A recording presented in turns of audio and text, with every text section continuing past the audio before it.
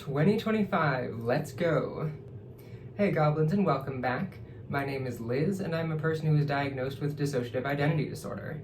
Now, D.I.D is known for having a lot of comorbid disorders, meaning having more than one disorder at once. And one that we've seen very frequently is addiction, even though many people don't really want to address this. This is something that we've struggled with for very many years, even though we're not very willing to admit that on online spaces. And you may have noticed that our physical health has taken a turn.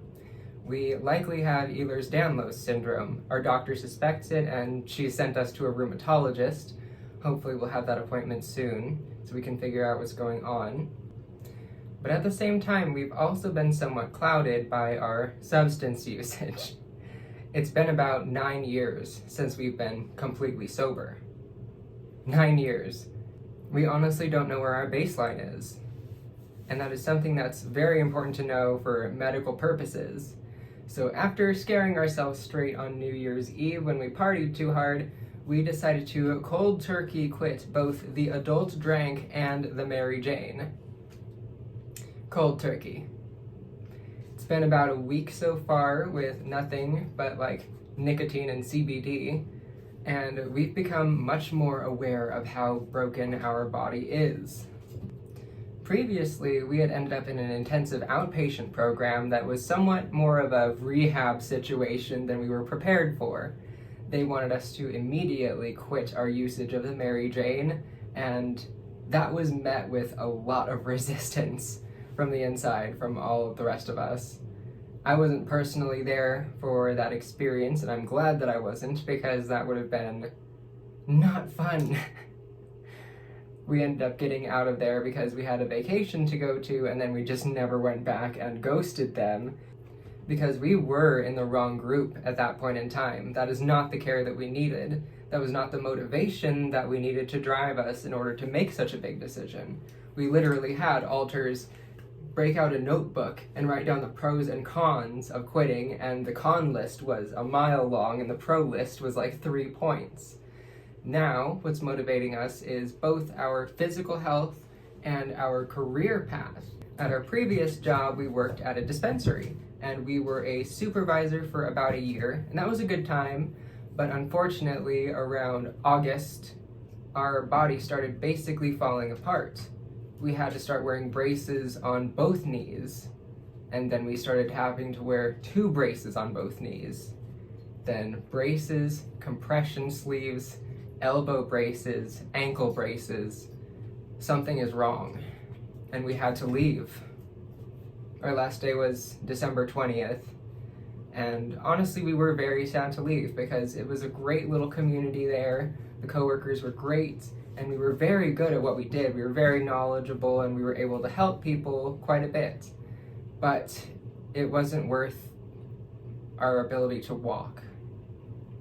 You might have seen in our shorts that we recently got a pair of new forearm crutches yesterday, and I was very happy about that. They're much better than our last ones, and they're helping us get around more. And in about a week, we have a wheelchair coming in the mail. So that's going to be a big change. And the place that we worked at, there wasn't room for a wheelchair. I physically wouldn't have been able to fit or work there without majorly inconveniencing everyone or making them have to redo the store, and that was not going to happen. So we are now seeking a career in the mental health field. We had an interview about a week ago with a local facility, and honestly, this is kind of a nice silver lining, being able to change careers like that and find something that we're able to do without having our pain level be at a 9 for our shifts. It was bad, and we had been numbing ourselves knowing what we were doing in order to be able to work and do the things that we needed to do, which wasn't sustainable, if I'm being honest here. We knew we were going to have to quit sooner or later, and so we made the snap decision unanimously to stop. And in comparison to when we were in that intensive outpatient program, we've had almost no resistance from other alters. We all kind of understand what we need to do in order to be successful in A, getting a proper diagnosis and knowing what our body is up to, and B, getting another career. Many places drug test, and it's kind of erratic what does and does not test for THC in our area, so it's better safe than sorry. And we have switched over to THC-free CBD products, which you'd be surprised at the range of things that are available these days, like this. There's a cartridge just like a standard one, but this has no THC in it. And we're thankful for that. We're very thankful because this has been helping with our pain and nausea, because we've had to get new prescriptions for how nauseous we've been lately. And there are even CBD joints and edibles and all sorts of products. It's not limited to simply CBD oil that you find in a dropper. There's a lot more range that's available these days, depending on where you live. I've heard even Texas has a lot of CBD products. So while it was very painful to quit, honestly, our pain levels skyrocketed the first few days and we were barely able to breathe. That was kind of us coming into awareness of how bad things really are. We can't keep running from it like we have been. We have to face the music, we have to get a proper diagnosis and proper medical care. And then the alcohol has just been a problem for us since before we were even 21. I know we previously made a video about D.I.D. and alcoholism where one of us made it seem like that wasn't an issue for us. It very much was. From September until January, we were drinking almost every night.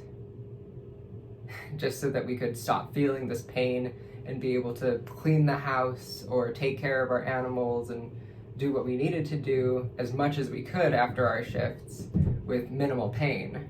But the liver troubles that was starting to cause just made that statement so ironic. We would wake up and our guts would feel just horrible. But we have 3 loads of laundry done. It goes without saying that as severe trauma survivors, we have endless valid reasons to numb ourselves.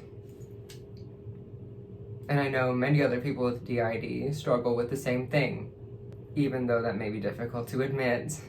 Addiction runs in our family and we are clearly impacted by that too. So we are trying to break the cycle suddenly, catching even ourselves at unawares. It was mostly Max's idea, if I'm being honest. Our wife decided, like, hey, you should stop drinking. One night we had a bottle, we were about to pour ourselves a drink, and they just looked at us. They gave us that look like, don't you do that. We were like, And then we just kind of froze, and then we just didn't drink for the rest of that night. And then not for the rest of the night. So it's been 11 days without alcohol, or 12 days now, I think it's the 12th today. And then about a week without the Mary Jane. Now that one was more of a struggle, definitely, because we use that to eat, we use that to move, we use that as help with our back and body pain, being able to actually crack our spine and be able to move fully. Even now I'm in a lot of pain just sitting on this stool in our hallway. But it's very important for us to know what our pain levels are, where the pain is, and how it impacts our movement and mobility and what we can and can't do. Because if we were just numb, we would be running around hurting ourselves worse, as we did many a time these past few months.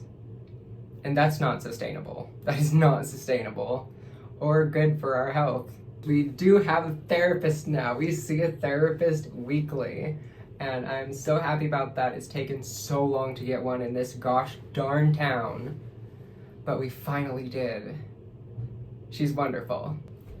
And we're slowly easing into the bad stuff that is wrong with our brain. We didn't kind of drop the bomb on her like, hey, I've got D.I.D. straight out the door, because we've scared away too many therapists that way. They're like, oh, that's too much of a problem. I'm not qualified for that. I think you may find better help elsewhere. And we were just left SOL for almost 5 years because of that. More like 7 if I'm being honest here. So it's been really nice to actually get back into therapy and have someone reliably there instead of, oh, I guess you could come back if you wanted type of stuff. Because we literally had a therapist tell us that. Ugh. I wouldn't recommend that lady. So yeah, we're starting off 2025 very strong, breaking 2 habits at once. And we've had to change our lifestyle almost completely too. So honestly, this is just another little thing to change. At first we were much more stressed out than now. It was, oh man. We were having like panic attacks the first few days because of how much pain we were actually in. It was hard to breathe most nights. Felt like our ribs were crushing us. But being off of substances is going to be very helpful for the medical process. I'll really be able to tell what is and is not working with our medications. For example, our anxiety pills, they're usually about a 50-50 chance of them working. Same with our muscle relaxers that the doctors gave us. 50-50 chance of that working. Some days we'll take the pill, it'll do nothing. Other days, it'll be nice, it'll work, it'll do its job. Though that's been consistent regardless of whether or not I'm on substances. It's been weird here. That's one of the main reasons why we haven't been posting too much, is because our body started tanking and we were not expecting that. We were expecting to be able to continue working at our job, at least for another few months until we found a better paying job. But we had to leave before we expected we had to.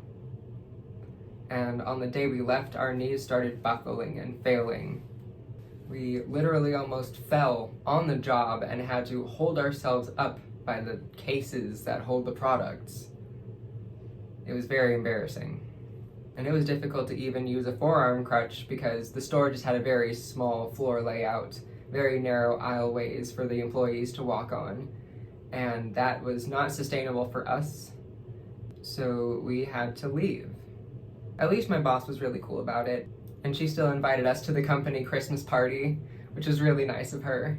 That's tonight. I don't know if I'm gonna go or not though, because everyone's gonna be puffing the ganja, and I'm just gonna be there like, hey guys, I have some CBD. So that might be fun. Even just to go and say hi to everyone again and get like a soda or something. So that's a little update on our physical health. It's bad. It's really, really bad. I wish I could say something different, but it's the truth. We are 27 and we are going to be in a wheelchair. And it's something we've been very emotional about, but it's very necessary. Our hips have been trying to dislocate themselves when we've been walking. We had to change how we walk. This was supposed to be more of a video about addiction and its relationship to D.I.D. instead of just me updating everyone on what's wrong with us. Dang it. So going back to that note, something you may be wondering is, do different alters have different levels of dependence on the substances? Which, yes, very much so. Some do not want to partake and some cannot go without. And all of us simultaneously decided to quit. And so it's been a little bit strange. We've definitely felt really weird, but this is definitely for the better, both for our wallet and for our physical health. Anyway, if you have any questions, please feel free to leave them below and we can address them in future videos. Like, subscribe, and comment to support the channel. Subscribe to become a goblin. Thank you all for tuning in, and we will see you all in the next video. And yes, we did paint this entire hallway black a few years ago. It gives me so much dopamine because the door is painted red and it makes it look like it's out of the movie Insidious. This is honestly one of my favorite parts of our house, and I love our black hallway.